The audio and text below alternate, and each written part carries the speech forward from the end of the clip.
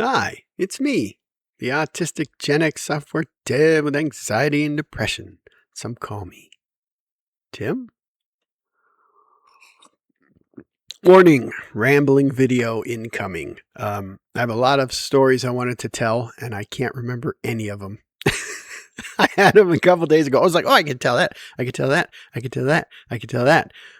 Don't remember any. So instead, we're going to talk about AI because you know how much everyone loves that. I thought it was interesting that I use AI all the time. I don't know if I talk about it. I use it as a tool. I don't have it do stuff for me. I have it help me with things. For example, I have a therapy coming up next week, and I have a statement of all my trauma that I'm going to list out. And it was impossible for me to write that. Every time I start thinking about it, I start writing it, I get sad. I get angry. I shut down.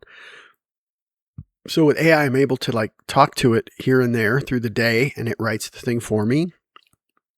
I go back, I read it, I edit it, we tweak it together, and I put it in my document, and now I have it. This is immensely helpful. AI, it's like a search engine on steroids, and that's what I really think. That's what I really think it is. It's just a search engine on steroids. Because, for example, I wanted to go to In-N-Out Burger for lunch, and I said, hey, AI, when's the best time to go for lunch so I don't hit the crowds? And I watched it search through 12 different websites. It's looking at Reddit. It's looking at Yelp. It's looking at, just all kinds of food channels and I wouldn't even know. It knows where to look. It would have taken me an hour just to find all those resources, let alone read all the information, distill it down into my brain, and then make a decision. And it just came back. It was like, you want to go between 10:45 and 11:15, and you want to go inside. I'm like, damn it, that's stupid. What? I'm gonna have lunch at 10:45. So I opted for 11. I'm like, well, that's lunch. I can do lunch at 11. I can't do 10:45 lunch. It's ridiculous. So I drove over to In-N-Out Burger. I think I got there 11:10. And AI was right. There was only 5 cars in the drive-thru. I parked, plenty of parking spots. I went in. I walked right up to the counter and I ordered my food. There was plenty of seats available. I sat on the little bench waiting. I didn't know how long it was going to take for my food to get ready. It took 15 minutes because they're making everything fresh. And they're still churning out food, even though it looks like there's nobody there.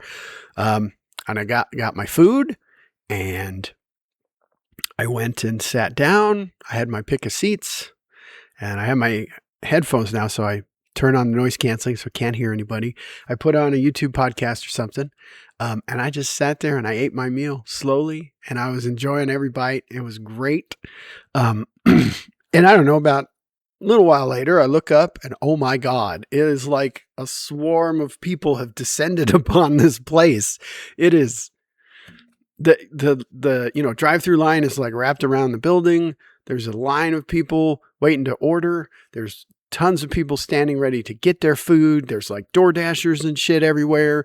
There's standing room only. And I'm just sitting in my little one-seater spot haha. But that's what AI is good for, is stuff like that, where I'm like, I don't know, go figure this out for me. I don't think it's good for just doing shit for you. So here's an interesting thing that I keep seeing videos now about how all these companies, they fired all the people because AI is going to do everything. And now they're discovering that they need to hire everybody back. But it's not for the reason you think. Because AI is great at writing code if you know what you're doing. One of my buddies is all into the AI, but he'll spend an hour and a half having a conversation with it to design a thing and come up with the perfect design because he's got 20 plus years of experience. He knows exactly what he wants it to do. He looks through the design and he can spot oh, that's not going to work. That's going to be a problem. I don't know about that. Okay, with somebody who's vibe coding or doesn't really know what they're doing with AI in any field, doesn't have to be software. That's just my area of expertise. But if you just tell it to go do a thing, write me a legal contract, and it will. And if you don't know anything about contracts, I mean, you can't even tell if it's good. And it could have some flaw in it that will allow the person to sign it to take over your soul. I don't know. Don't sign in blood. That's just what I'm saying. But that's where AI is good. AI is good for those kind of things. Like yesterday, I bought a bunch of pork roast from Costco, and I cut it up into giant chunks. The roast was it was huge, and I cut it into 3 huge roasts, and each roast, when I use it, I cut it into 3 portions. And the one portion I have is just fatty. It's I don't know what I'm going to do with this. I can't really I'm not a butcher. I can't carve out all the fine meat and stuff. But then I said, hey, you know what? I can just make sausage out of it. So I asked AI to give me a seasoning for just a regular sausage, and it did. And it's how much? And it gave me how much per pound, right? Well, per this pound, do this many teaspoons of that and half a teaspoon of this and this many ounces of salt per pound. It's brilliant, right? So then I pulled out my little sausage grinder on my KitchenAid and I made sausage. It's great. It's great. Now, before you go and do this, I did take a sausage making class. I do know all the tricks. If you're curious about the tricks, there aren't actually very many tricks. One is everything has to be cold. So you have to wash all the stuff and put it in the freezer. And then you have to cut up your meat and put it in the freezer. And you don't want it frozen, but you want it half frozen. You want it cold. And then, while you're grinding it, you add some crushed ice so that it gets a little wet and it makes it moist and juicy. But the big part is throw your spices in. You mix it up and then take a little piece. It doesn't have to be very big, maybe a quarter, and fry it up and taste it. Because I did it. It was it needs more salt. So I added more salt, mixed everything up again, fried up another little piece. That's perfect. And I froze it. So these are things AI is good at. What AI isn't good at is just doing your job for you. I find all these articles. It's really funny. Talking about how they have a group of engineers and AI wrote everything and it's cranking out code, and then something breaks and then nobody knows how anything works. And it occurs to me, that's just like when a software company uses other people's libraries. They have these libraries. You can just say, hey, give me a library to do this. Give me a bunch of other people's code to do all these things. And then you put it together and it doesn't work and you're in the same boat. You're I got to figure this out and I don't know how, except in this case, there isn't somebody that wrote the library. You don't have a GitHub community around the library and a subreddit and a Discord where you can go ask questions. You just have your random AI. It's I don't know, I just wrote it. So actually using other people's libraries is even easier than using the AI libraries if you don't really know what you're doing. Now, I am in the software camp where I believe everything should be written by hand from scratch by you. And I've received a lot of hate over this.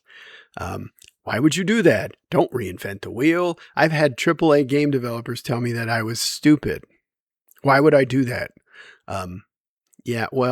Okay, first of all, your industry's dying, my friend. And you're an egocentric narcissist cult member. So, okay, that. But also, hey, guess what? I don't ever have these problems.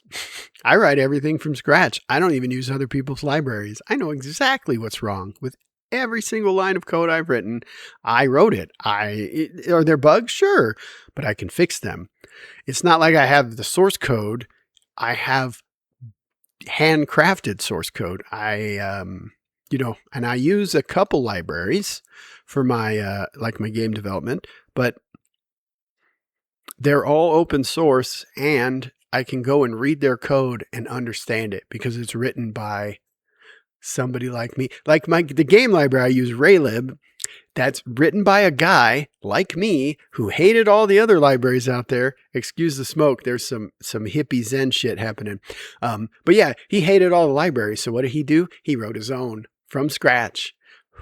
So one, there is a subreddit and a wiki and a Discord and, places to ask questions if you need it. But two, you can actually go, it's just C code. You can go in and read the code, and it's very easy to understand. It's like if I wrote it, I'm like, yes, because it's handwritten, it's easy to understand. There's no dependencies. There's no crazy frameworks. It isn't using C++, crazy stuff everywhere. It's just code, and it just does what it says. And I like that. I think I feel a bit of satisfaction now that I see everybody having all these problems.